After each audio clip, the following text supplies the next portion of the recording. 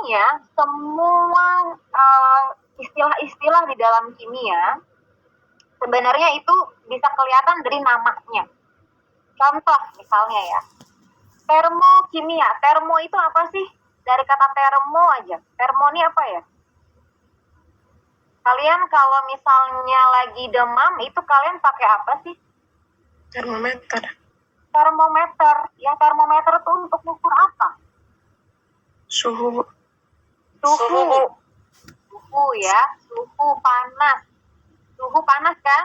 Panas, energi. Nah, ketika kalian panas kan kalian mengeluarkan energi, itu tandanya. Artinya berarti itu adalah disebut sebagai termo, sementara meternya itu kan adalah meteran gitu ya, hitungan. Jadi sebetulnya termo itu diartikan sebagai suatu energi ya gitu. Ketika suhu naik, energinya juga naik. Ketika suhunya turun, energi juga turun gitu ya.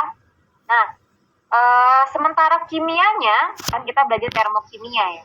Sementara kimianya ini dikatakan sebagai reaksi kimia ya, reaksi kimia.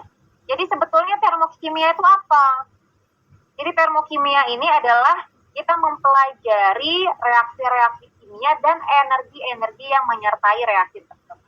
Ya, contoh misalkan, kalian kalau misalnya nggak makan terus, lemes nggak? Lemes ya. Kalian butuh makan untuk dapatkan energi, gitu kan ya? Nah, kenapa begitu? Karena ketika kalian mau beraktivitas, ketika kalian mau melakukan sesuatu, kalian pasti membakar kalori yang ada di dalam tubuh, ya kan?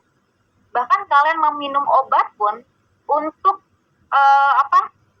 melarutkan obat itu sendiri, tubuh kalian itu butuh energi. Energinya itu dari mana? Ya dari makanan. Nah, itu nanti semua dibahas dalam materi termokimia, ya.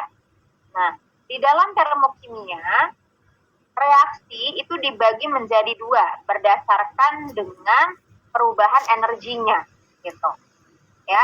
Misalnya, nah kita masuk dulu deh, sebelum kita bahas energi, kita masuk dulu tentang energi dan kalor. Nah ini simple banget ya untuk menjelaskan energi dan kalor. Coba kalian perhatikan aja kedua gambar yang ada pada layar. Gambar yang pertama yang di sebelah kiri itu gambar apa ya? Ini api. gambar apa ya? Api unggun. Ya. Apa yang kalian rasakan ketika kalian berada di sekitar api unggun? Panas. Hah? Energi panas. Nah, energinya jadinya ngerasain panas. Kira-kira kenapa kalian bisa ngerasain panas? Karena pembakaran. Karena ada pembakaran. Nah, kenapa kita bisa ngerasain panas? Karena energi dari si api tadi yang dibakar itu keluar. Nah, ini energinya keluar nih, makanya tanda panasnya jadinya ke lain daripada reaksinya ya. Nah, jadi yang kita amati itu adalah ini, ya kan? Jadi energinya keluar, makanya kita merasakan panas. Begitupun dengan peristiwa yang kedua. Nah, ini peristiwa yang kedua sebaliknya. Ketika es mencair, itu kan es mencair ya. Kapan sih es itu bisa mencair? Apakah di dalam kulkas atau di luar kulkas? Luar. Di luar kulkas. Kenapa dia bisa mencair? Suhunya berbeda, kan gak dingin. Kan gak dingin, betul. Pertanyaannya adalah karena kenapa kan dia suhunya berbeda, dia nggak dingin. Artinya ketika dia tidak dingin berarti dia menyerap panas dari luar, gitu kan ya? Jadi di luar suhunya lebih panas, jadi dia menyerap panas dari luar, jadi energinya diserap sama dia, makanya dia jadinya meleleh gitu. Nah, ini energi diserap nih, diserap ya. Ini energinya dilepas gitu. Sehingga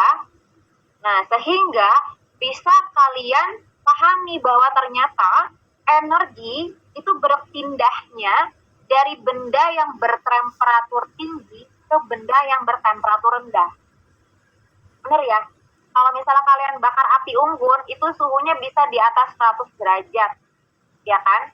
Sementara suhu ruangan, kalau misalnya kalian di sekitar, itu pasti suhunya sekitar 28 lah, ya kan? Jadi dari 100 derajat ke 28 itu artinya dia berpindah dari suhu yang tinggi ke suhu yang rendah si energi itu tadi. Begitupun ketika es meleleh atau mencair. Suhu di dalam kulkas itu adalah suhu yang lebih kecil daripada suhu di luarnya. Suhu di ruangan itu sekitar 28 derajat Celcius.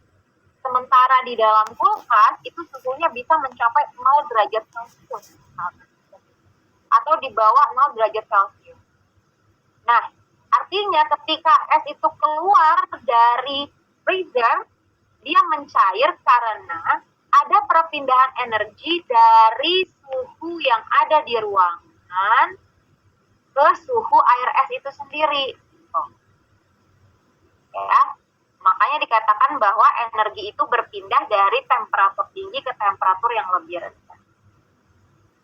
Nah, energi yang berpindah karena perbedaan temperatur di kedua tempat tersebut itu kita sebut sebagai kalor, ya. Nah, jadi kita tidak lagi menjelaskannya sebagai suatu energi, karena jika kita bilang energi itu berarti maknanya akan banyak, ya.